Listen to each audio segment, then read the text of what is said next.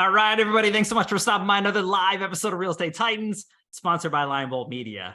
I'm your host, Greg Fowler, traveling throughout the marketplace, interviewing the top real estate professionals in our field, essentially gathering insight, inspiration, really drives and motivates these top producers above and beyond everybody else in what I'd like to consider a real estate titan. Now, our very special guest and featured titan for episode 274 from beautiful Colorado Springs, Colorado, my good friend, Kevin Bristow. Kevin, it's an honor, my friend. Thanks for taking the time. I appreciate you.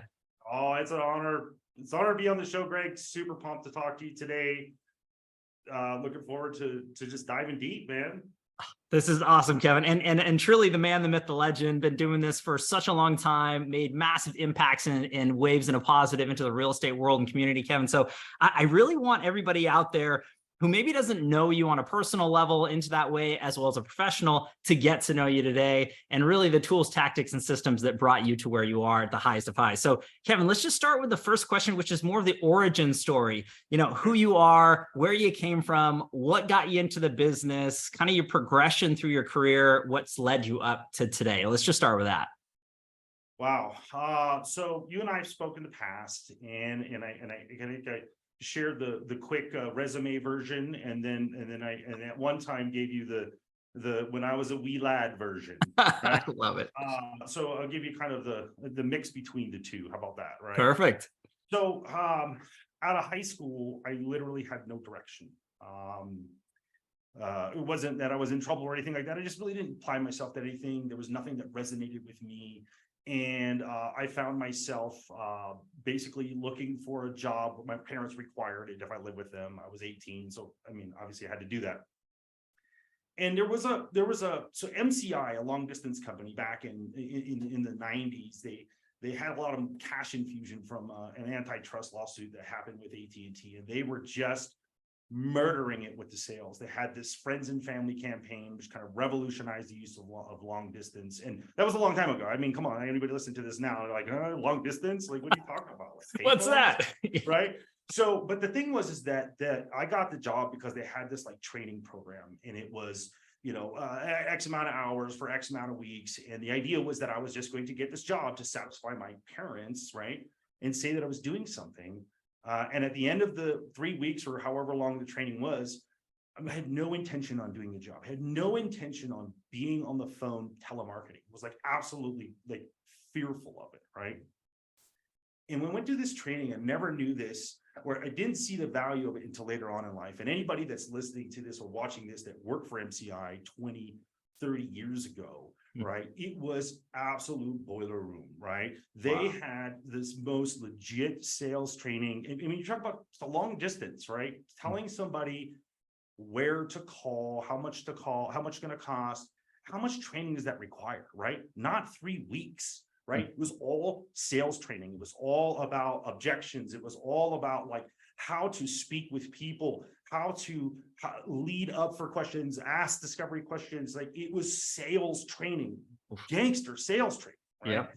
Yeah. And so we got to the point where they had these like, I don't know, like cubicles, right? With like 20 people sitting in it, and the lead would sit in the middle, you know, ring the bell, that kind of a thing. And they were like, "You want to try?" And I was like, "No." And they're like, "Well, give it a try," right? So it's kind of like, "Hey, do you want to try shooting this gun? You want to try hitting this golf club?" Right? Just like, well, okay. So Sure. I picked up this headset, I put it on, and I became a monster. I became transformed. I don't know why or how, but I found it immediately, like immediately. Wow. So I did that for a couple of years. And then I mentioned this because this is kind of the beginning stages of how I've taken that salesmanship. It's taken some of those lessons and continued it all the way into real estate, because a lot of people want to take away from, I'm not a salesperson. Well, you're being sold if you're saying that, right? Well said. And it doesn't mean that you're a sleazy salesperson, right? And we do build relationships, but it's sales, right? It's how we sell ourselves to the other agent. It's how we sell ourselves to the appraiser, how we sell ourselves to the person who's drinking lemonade at our open house, whatever it is, right? It's sales. So, but I had no idea that this was going to be like this big catapult launch into real estate. But Wow. I ended up working in the car audio circuit after telemarketing after a while, like, and no matter how much I could say it was awesome, right? Like that's definitely not a lifelong career, and try not to make it that way. Fair enough. But you know, I had a friend that had a car stereo store. He knew I was in sales. I was, you know, a young kid, putting Rockford 12-inch woofers in my trunk and just beating down the block, and just I had an opportunity to go to work for this company, right? This local car audio store. And I took it. I was tired of just, you know, being in a call center environment. I want to work with people. And so so my job was to get lunch, you know, along that this was 30 years ago now. Like literature was like a big deal. You would go into a store and the takeaway was like a brochure or a pamphlet, right? Much how real estate was 30 years ago too. Sure. Right? So my job was to like make sure the literature was straight and make sure that everybody got lunch. And literally, like they called me shop bitch. Like that's literally what I did. But you know, part of that was like empty boxes. Like, so if they put something new on the floor, that box has to go somewhere, so that manual in that box could always be accounted for. And what happened is the sales floor would get busy. Me, I'm out there. I can't just stand there like, oh, I get lunch, right? You know what I mean? Like that's so like immediately like, hey, can I help you or something? Oh yeah, and I have some questions. And what began something that I never realized that I had was that I had a fear in me of not knowing the answer to a question, right? So this kind of retail experience, what happened was that it continued to happen more and more. The store got busier, the salespeople were outside smoking cigarettes, whatever it is, right? And people would come up and ask me questions. And because I feared not having the answer, I would go back into these rooms when I had time off, or when I was in between tasks and duties, and I would read all the owner's manuals, right? I'd read every single thing. And the salespeople started asking me, well, how do I turn the button from green to red? And how does this work? And these sort of things. And I just kind of started just Rain Man, just nerding out on all of the details, right? So that when people had questions, I had the answers.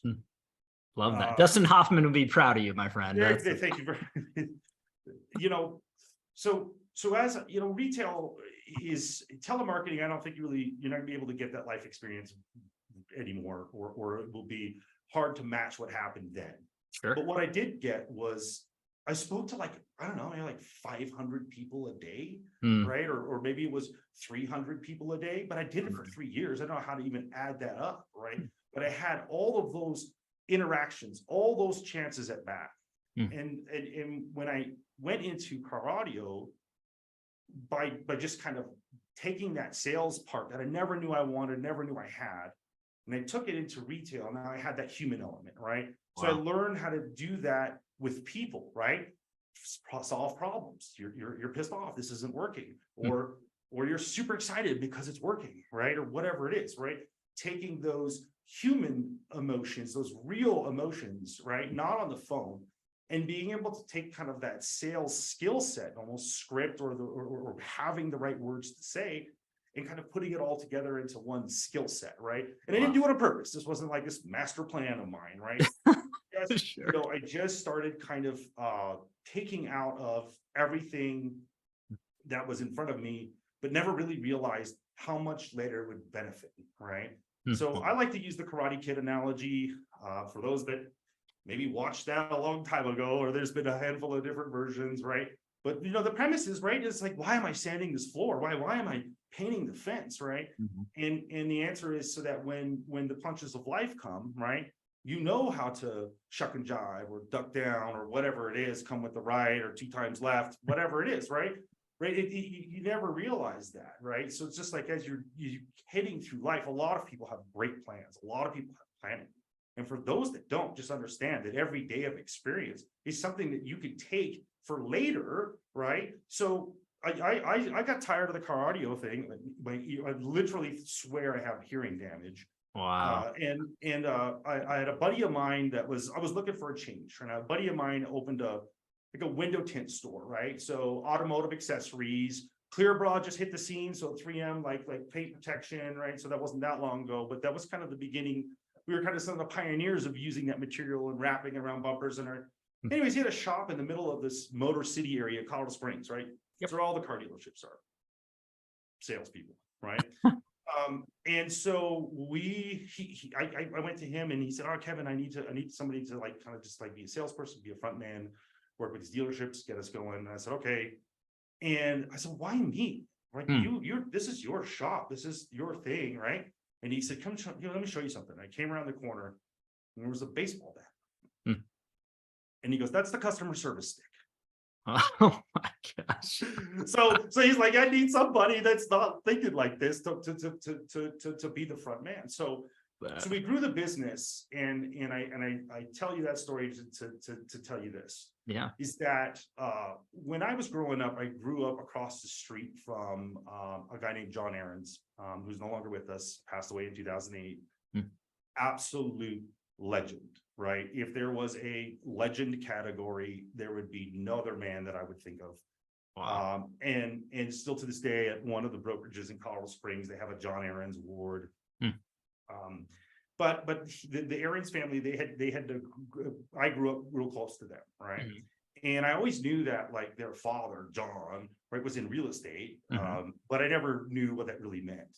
Sure. Right. I mean, like most people look outside, like nice fancy car, you got a nice house. Okay, cool. Right. Life's good. Right. Yeah. So he came into the window tint store to get some work done to his Jaguar. Okay. And it was his wife, Judy, her Jaguar. And it was missing a hood ornament. Right. It was missing because back then, punk ass kids, we stole hood ornaments. Right. So it happened to them too. Right. But it was missing this Jaguar thing. And we had a Jaguar dealership. We were doing all the work for Jaguar. They had these. They always put clear balls on these cars. We had all these extra cats left over. The Jaguar cat, right? The metal Jaguar cat for the hood. We had one, right? So put that on there, hook them up, whatever, right? And when he got the car, it was kind of like, meh, like, no, like I was expecting it was like, you're the man, right? Yeah.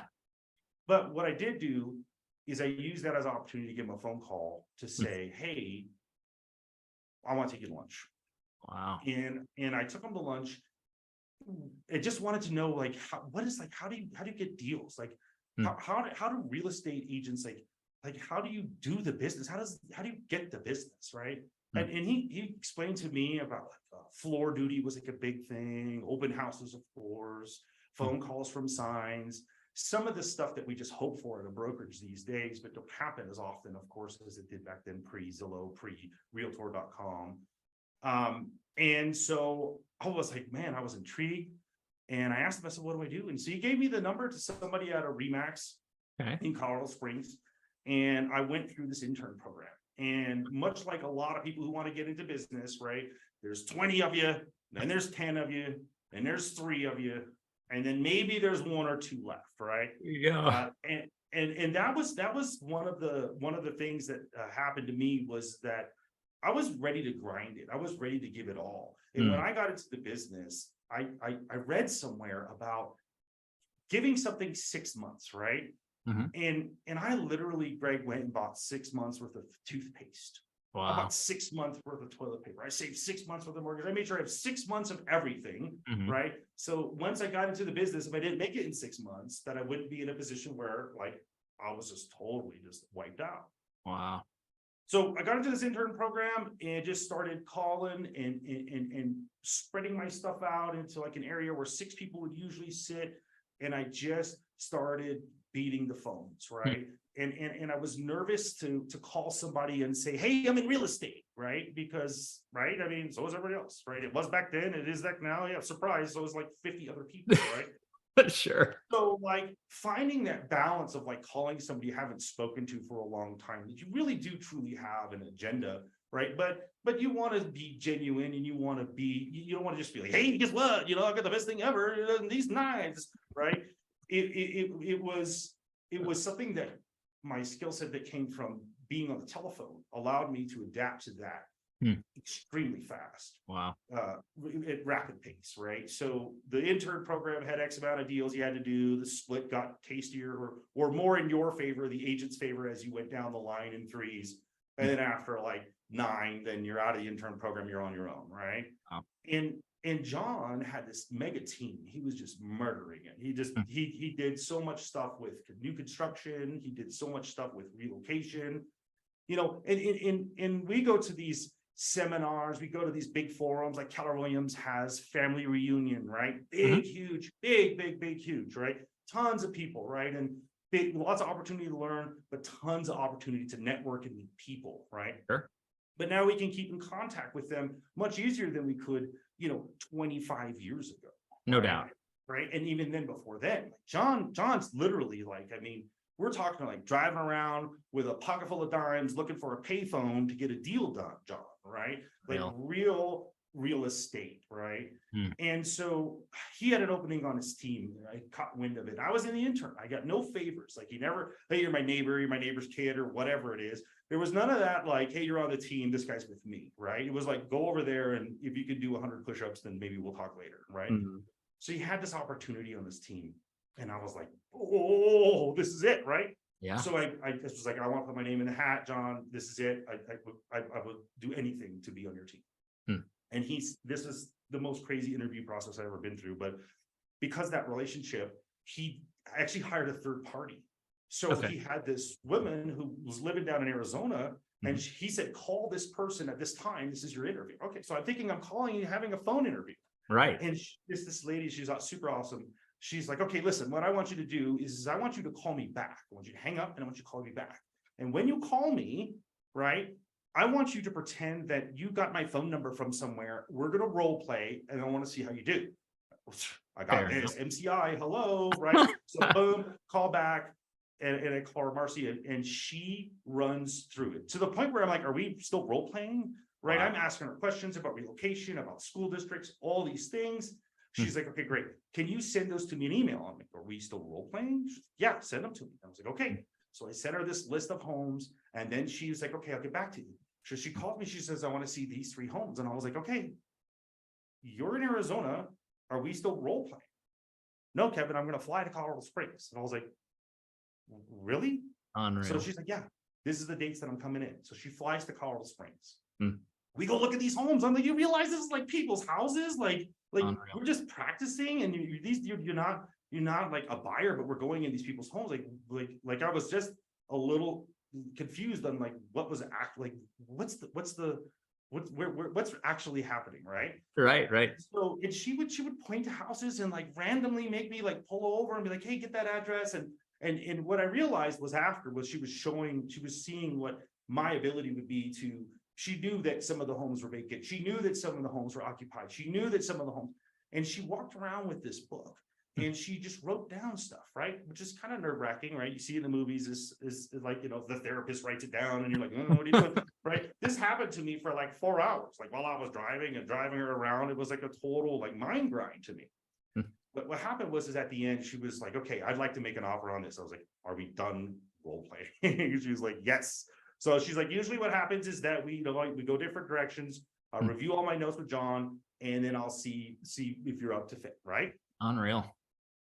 She's like, here are all the questions that I ask every agent that goes into a house with me, or what I expect them to ask a buyer, right? Do you like this kitchen, those sort of things, right?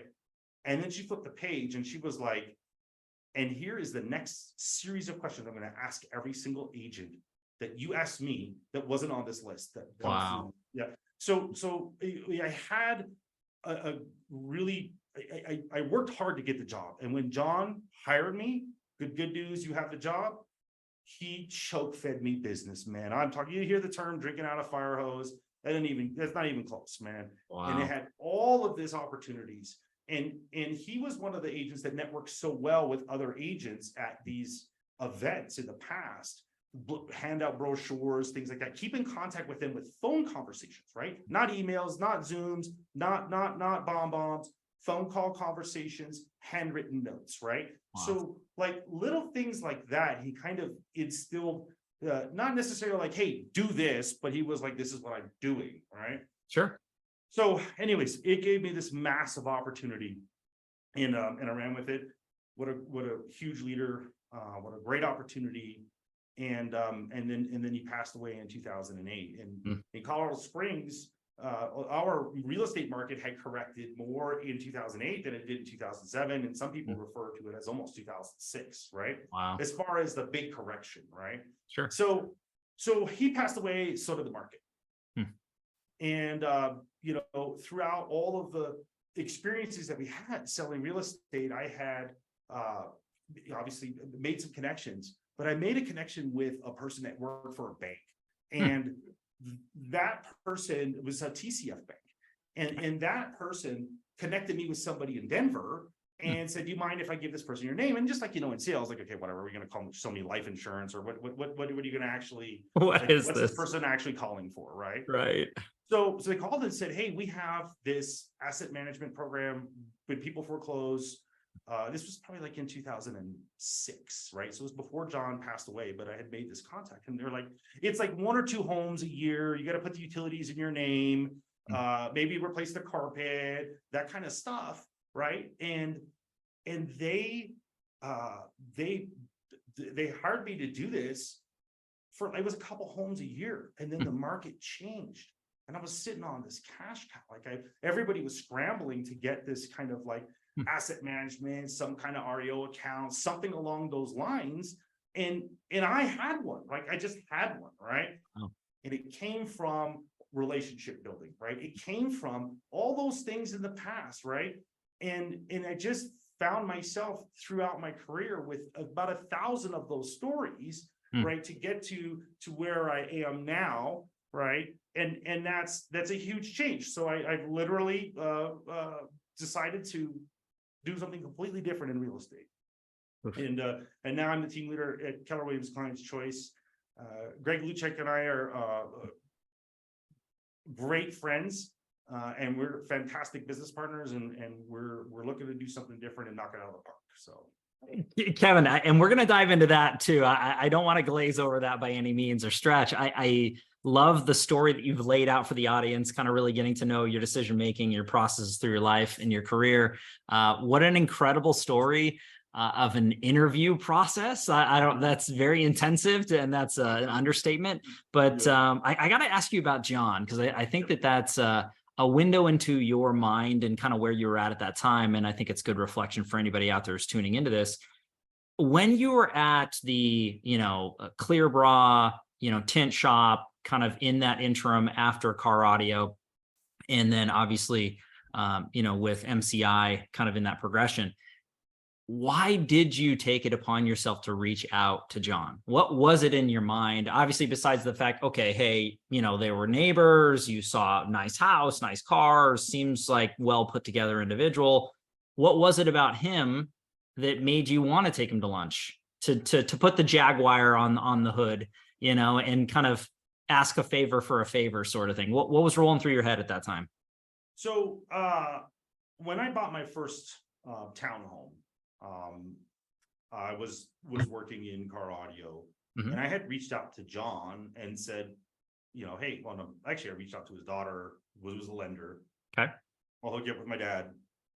And it ended up using some other random real estate agent. I think I got kind of kicked down the road a little bit, right? Like it's like fair enough. Minimum purchase. I kind of recall the story now, the lady picking me up and like picking up her kids at daycare and then dropping me off, and me having to ask like what's next, like how do I. So I think what happened was that when I first went to John, or when I went to buy a home, I just was kind of like, whatever, this guy will buy a house, right? And that was that no disrespect, but like that was just like I was bottom feeder, right? So got it. So I got to work with a brand new agent apparently, right?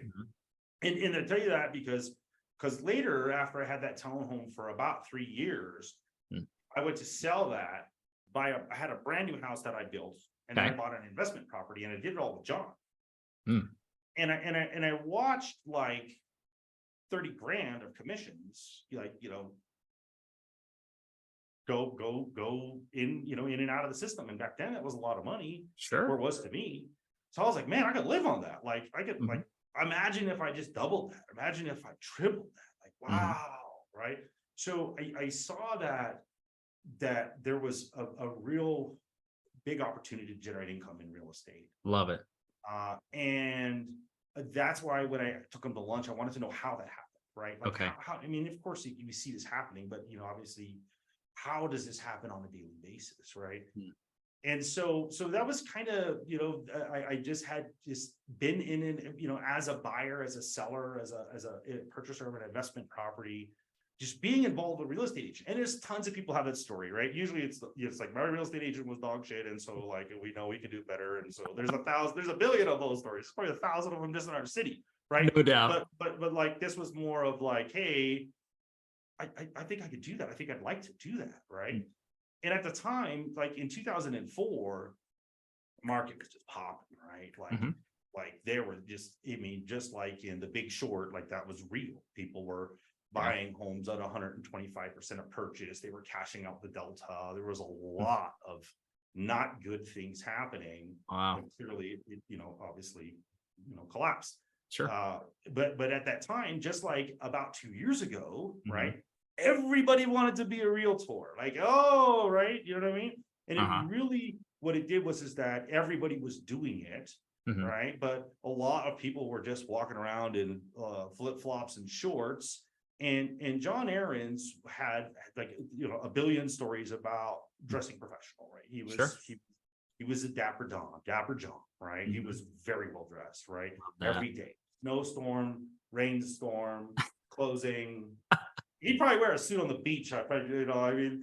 Oh, I love that. The thing was that he never said, you got to dress this way. You got to be professional all the time, right? He would just always have these examples, stories of like, hey, this people took me serious because, well, even though I looked like I was serious. Right. So yeah. So seeing John, seeing him was really kind of like the key guy, right? Everything he did was what kind of, I guess I refer to myself as like a classically trained realtor, right? Love that. Classically trained chef, right? There are a series of ways that you use a knife. There's a series of things that doesn't change, right? Sure. And because of John, I was exposed to that kind of stuff. And he never was like, hey, every day call somebody on Tuesday. Never was like, hey, make 3 entries in your database. He never did any of that kind of stuff. It was more about just constantly stay in the infinite game, like always do this. So yeah. To me though, Kevin, as you mentioned that, and I appreciate you kind of clarifying the thought process there. I think you had the foresight to see success in a real estate career and taking a leap. Having that guidance is massively important. I think the proven track record, of somebody to really groom and shape and evaluate is massively important. I know that you do an incredible job, and that's a big piece of the puzzle for Keller Williams Clients Choice and the leadership, that you bring to the table. So I definitely want to slide into that thought process because that's where you left off. You were talking about Greg Luchek, and essentially you were basing it off of what was your thought process and decision for Keller Williams? Because prior to RE/MAX, right? Yep, And, massively successful career, everything that you do on a daily basis. How did that partnership or opportunity come to play? And what's your thought behind it? What's the inspiration? Where do you see it going? Let's go to that part. That's a great story. I mean, for me and for Greg and I, we've been friends for about 10 years. We have done real estate transactions, each other's clients, sellers, listings, done some investments together. And just over the years, it's just like, there's some people that just like, you can nerd out on a certain topic, right? You go to parties and there's people talking about sports and like, this guy's, shorts were this long, or he went from, this high school to this college. They know everything about sports, and they have this conversation, and they can't just stop talking to each other. Like their wives pull them away from each other at the end of the party. Like, come on, right? Yeah. And that's how Greg and I are with real estate, and that's how we've always been. And so we're on the golf course. We're talking real estate. It's 10 o'clock at night time. Hey, what do you think about this? Right. And we've had that kind of, we call it real estate nerd. We kind of like nerd out on it. And we just geek out on just real estate. Right. And so over the last couple of years, we've been with Elliott Bannister looking at some different brokerage models. Right. Hey, what does it look like as a RE/MAX owner, right? What does it look like to start a boutique, right? Where's the challenges? Where's the cons? And we just would meet for some bourbons and just kind of powwow about every quarter, and it just started kind of gaining steam, and then all of a sudden, like we couldn't find time to talk because the market was so bananas. It's just like, well, we can talk about this or do 10 more deals. Which one do you want to do? Wow. And we were like, well, the right time will come. Hmm. So the right time came, right? I mean, there was a correction in the market right now. I mean, nowhere near as drastic as before, or not even close. Obviously a different kind of indicator, big interest rate change. So that changed the game for a lot of what was going on. But what's happening though is real estate hasn't changed, right? If there's 3,000 homes that sold, then you're saying there's no inventory. Well, who sold those 3,000 homes, right? So it's how much of that share do you want, right? Like, where's your mindset on that? And I know we talk a lot about that in real estate, and sometimes the term mindset, especially if you read it and you're not into it, can be kind of perceived as hokey, right? Like, oh, mindset, like, oh, yoga or whatever, right? But like, it's real. And like, if you are in the moment, right? If you're talking about something all the time, it's going to happen to you, right? Often it's the bad side, right? Often it's, my luck sucks. I wish I had this, da da da da. Well, that's going to happen to you, right? Now you can't just turn around and just walk out the door and say, I'm going to do real estate, and everybody just throws you their keys, right? It's not going to work that way. But the idea of keeping it at top of mind, right? That's what we do as real estate agents. That's a successful realtor, right? That's the keys. Like, no matter how many people you know or don't know, stay top of mind, right? Now, however you do it, if it's apple pie or Broncos tickets or golf balls or whatever it is, top of mind, top of mind, top of mind.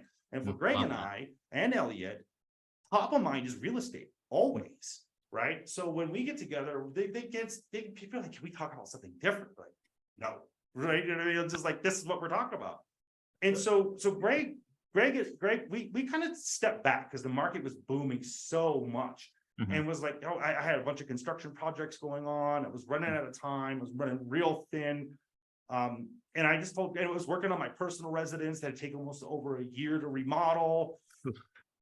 So my wife and my son, they weren't excited. So I just told Greg, look, man, like, we have to rush this conversation. It's not the right thing. And a couple weeks later, Greg was like, dude,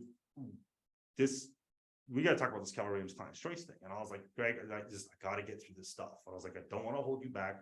I don't want opportunity to slip between anybody else's hands. I'm not there, right? If you need me to write a check, let me know, right? But I can't be like, I don't know. I can't commit to the time. I can't commit to the energy, right? Wow. Fair enough, right? So he gets involved and ends up being, the operating principal of Keller Williams Client's Choice, majority owner. And what a great opportunity to take an existing brokerage from the beginning of Keller Williams, right? Take that legacy of Joyce Hefner and kind of continue it on into today. And that's kind of Greg's role. So Greg had this opportunity, and I just one day called him, was like, hey man, how are things going? Oh man, you got to check it out. You got to come by the office. They're not pitching me, man. They're not pitching me. They're just like, hey, here's what we got going on, right? And I'm like, okay, well, talk to me about how this works. And if I could help you, what role would I be? And he was like, you got to do this, right? And I was like, what's a TL? Right? What's a team lead, right? Like, what are you talking about, right? Keller Williams speak. Yeah, exactly. And that's the thing. So all my time was with Remax for 20 years. It was all of that. And Keller Williams was never, I was never unhappy with my brokerage, right? I was kind of making a change beginning of this year, just wanting to do more than just, sign, sealed, check, sign, sealed, check, right? I mean, don't get me wrong, I like that, right? But I was longing for more. And Greg started explaining to me why he needed, and also to Elliot was in a role where he was kind of stepped in there as an interim, along with another woman named Laura, who was fantastic and helped me out with all of the KW isms and all of the secret sauce and the acronyms. And but I did start reading this the Millionaire Real Estate Agent, right? It's their Bible, right? You see these guys. Like you see them, and like most real estate books are kind of crispy, right? They're just there.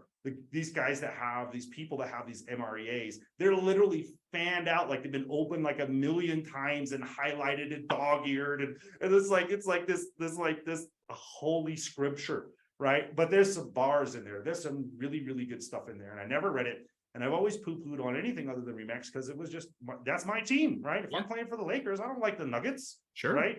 I And guess. so don't even need to know what they're doing. Just going to be better. So diving into this, and Greg said, Kevin, I need you in this role. I need you in this role. And I was met with a lot of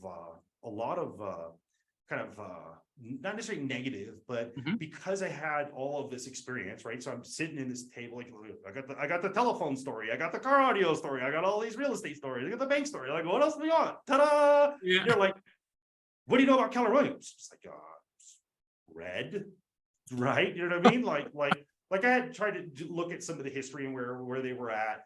The birth of how Gary started the business and that kind of stuff like that. But I really never knew how deep that really went.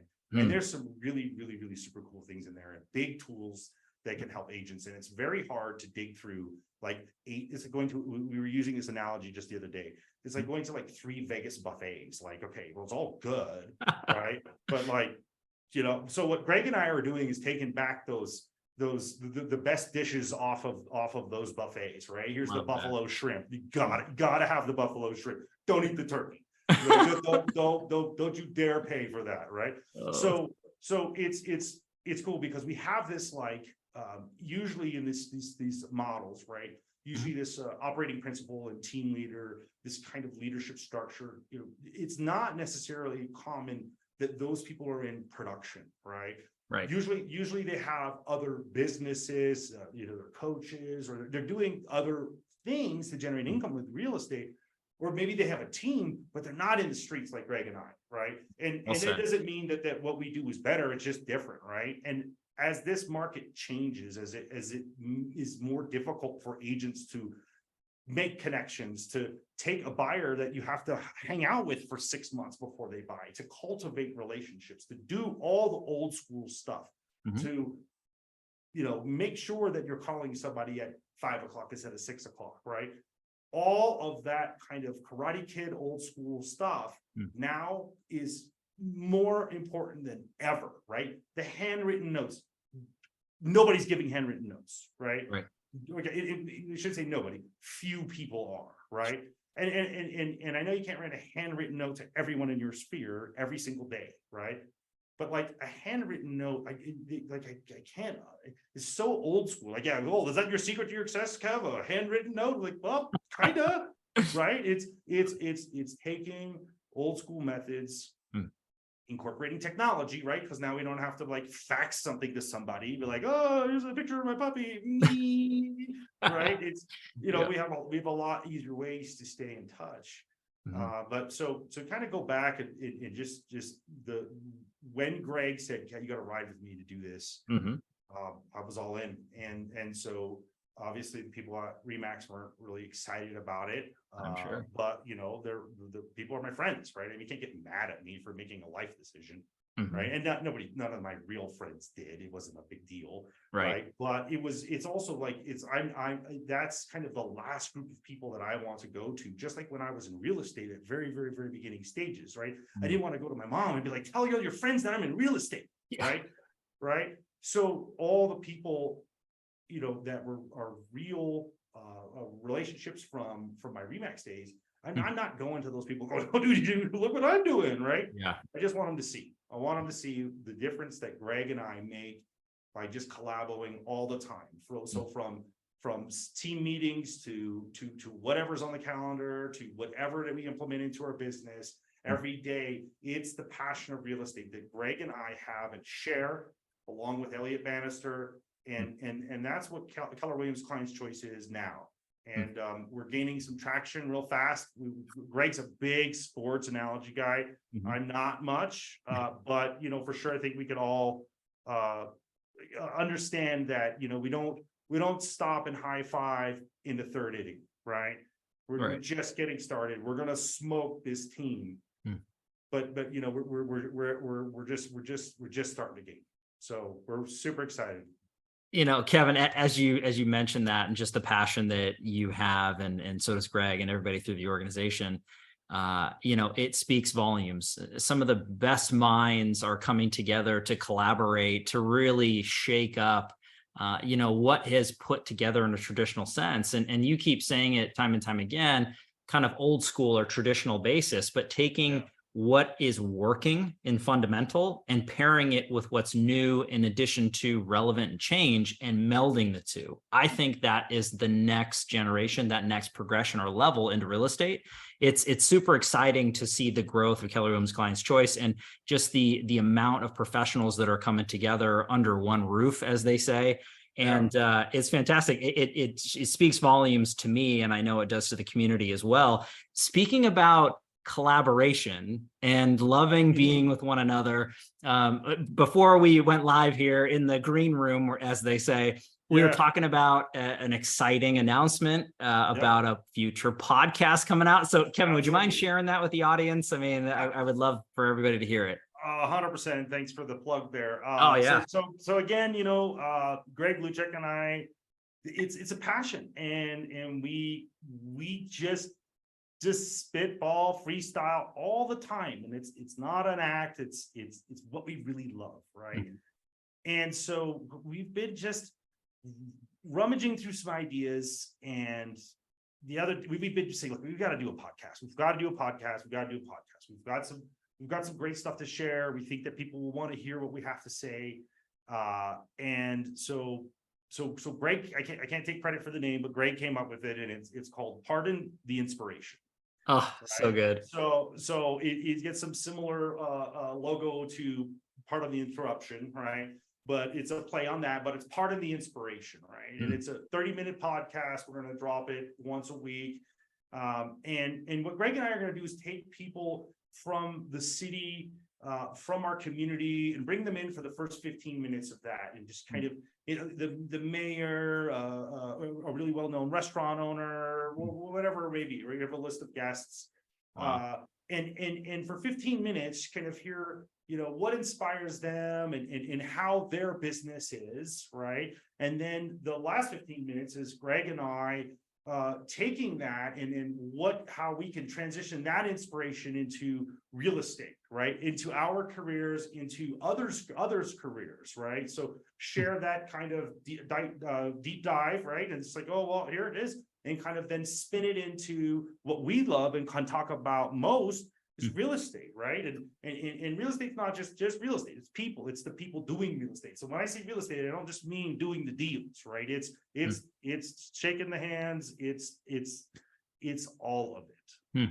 I'm super excited about that, Kevin. And Pardon the Inspiration is a phenomenal name. So shout out to Greg, for that idea. Fantastic. And the two of you together, just the intellect and the conversation notes and cues, having a guest come in and share their passion, their story on a local basis. Huge. It's great stuff. I can't stress enough, Kevin, as soon as that drops, please let me know. I'll have that in the show notes, or I'll update the show notes, but I'll also share it with the audience. I would say, everybody out there live with us or after the fact, if you're tuning in, subscribe to these guys' podcast. Again, I'll have links down below, but if you like anything about what this man is saying, you cannot wait, because Kevin is just showing a fraction of his knowledge and his personality. And I know that it's just going to be incredible stuff. Kevin, with that knowledge and personality perspective, because you've been doing the real estate, portion of your life and your career for quite some time. And I know that there's so many tools, tactics, systems, takeaways into your mind that you could be sharing with the audience. Obviously, with time being of the essence here, if you could go back at your career thus far and pick or choose one or two things that you added or implemented that you really saw growth, scale of any kind in nature that you could share, what would that be? What comes to mind? Wow. I can't stress enough contact management, right? Keller Williams has their own, it's called command, right? And it's just part of when you work for Keller Williams, it's you don't have to pay for it outside of, like, say, a lot of agents use another one like Top Producer and those sort of things. 20 years ago, right? I mean, there was actually, I think, Top Producer 20 years ago, but it was more about, like, I had like notes and binders and like it was very sloppy, right? But I just kind of had this like gut instinct to come back and revisit it always and always and always and always. And I reaped the benefits of that, not really knowing why I needed to constantly be reviewing these things and calling people and checking in on them, right? I was doing that because I saw John do that, and there was no real system or real tool like we have today. So in the event that we did, I could only imagine the business that I would have grown, right? Wow. And so using the technology for the simple things, right? Like, I think that's, to me, if I could go back, right, and I had this tool, well, I would definitely be sitting here talking to you, but most likely it would be from like Hawaii or something like that. Good right? man, good man. Or my yacht hanging out with Jeff Bezos or whatever it might have been. You'd be in Monaco right now. I think that's where you. Yeah, exactly. But and that's for although I did it, and although it grew my business, I did it like starting fire with rocks and a stick. But there was a lighter fluid right next to me with a lighter and match, right? So yeah, I mean, I think that's, for me, if there's anything that could be changed, if I could go back and do differently, it would have been pay way more attention to why I was doing that and monitor the result. I think that's huge advice for anybody who's tuning in, myself included. I mean, at the end of the day, it is a relationship business, and our net worth directly correlates with our network, as they say time and time again. Ultimately, keeping that organized, it's easier said than done. At the end of the day, picking the right system, the right tool. And as you said, today, there's an endless amount of options. 20 some odd years ago, it wasn't as readily available into that nature. But I think ultimately using technology and tools that are going to help organize, systematize, and free up time and allow you to execute at a high level, to me, is the big takeaway. And for whatever that is for anybody who's tuning in, and everybody's at different levels in their career and their time frame, the different goals. But that's massive coming from you, Kevin, because again, you've been there, done that, bought the t-shirt. It is always that, if we're throwing movie analogies around here, it's the Back to the Future sort of scenario. If you could hop in a DeLorean and do that, what would you say to your younger self, right? And I think that comes from massive levels of perspective and you practicing what you preach. And then also sharing that with the next generation of real estate professionals that are coming in, but also the seasoned pros that are still here, because to that point, and this is the majority of the audience that tunes into Titans, they're seasoned pros that have been there, done that. And they're always learning. They're always growing from the best and brightest minds, such as yourself. Hey, even though I've hit the pinnacle in my market and my career, what can I learn from another top producer such as Kevin? Absolutely. I'm tuning in. So that to me is massive, Kevin. I know that with what you bring to the table at Keller Williams Client's Choice, there's so much knowledge and basis to be learned and to grow, no matter what level of career path you're on, whether you're brand new into the business or you are a seasoned pro. There's so much of that leadership and guidance that you give across. Is there anything that comes to mind before we wrap this up, Kevin? You've been dropping bombs, nuggets. You sharing the story is fantastic. And again, when you're talking about car audio, I just think about, JL audio subwoofers, and you just bring so many of us back who are into the car culture. So I know that the audience is really loving your story and progression, and you've come so far into your life. But is there something you want to leave us with? Anything that comes to mind before we wrap this whole thing up? Wow. We obviously all went through a real hard time in the last couple of years with COVID. We've had some great things that came about from that. Zoom is seamless, right? And perhaps it was before, but never anybody heard of it, or used it as often as we do today. But one of the things that was for sure that was taken away from us, and there's no doubt about this, whether you agree with masks or vaccinations or whatever your perspective is, right? Sure. The human element was taken away, right? This in real life was taken away. Mm-hmm. And now that we have it back, we're seeing people who are just longing for what they would call water cooler talk, right? Mm-hmm. They're longing to have face-to-face relationships with other agents that are doing the same thing. And now we're fortunate enough to gather in rooms again and big. And I went to this family reunion thing, and I swear it was probably 10,000 people in this one conference room at one time. Love it. Spoke. But there's a huge energy that comes from that. So You know, don't downplay that, right? Don't make a phone call. There's a guy in our office, Dan Egan, he just absolutely just murders it, and he hangs out at a coffee shop all day long, right? Love that. Don't downplay the human element, right? If you can let somebody hear your voice vibrate, right, in person, take that opportunity to do it. They will remember that more than anything. So, you know, pop buys and those sort of things, got to be strategic about that stuff, right? I mean, it's about timing, but if you do it with sincerity, right, and you really are truly checking on somebody, or you're really truly saying, hey, let's have some coffee, not like, what's the 6 people you know that might be buying a house in the next 5 years, right? There's some scripts that you might need to follow for later on in life, but like, take that time to enjoy that. Let the human element resonate. That alone will bring you more business. Wow. That's beautiful, Kevin. And you're so right. I mean, looking at it from the standpoint, to the perspective, it is a people business, and the human condition is alive and well. And I think that people try to systematize and leverage a little bit too much sometimes. And ultimately, a face-to-face, belly-to-belly meeting, being present and showing that you care and that you're there to listen and to advise is so important. And, you know, in my perspective, coming from a technical nerd or nut, there's no AI or technology that's replacing that. It's relationships at the end of the day. So I think using the technology and systems to accelerate activities or tasks that aren't the human condition. But ultimately, what you said hit it right on the head, Kevin. And again, I know that you and I could nerd out with one another all day long. And anytime I get to hang out with you, Kevin, is a blessing and an honor, my friend.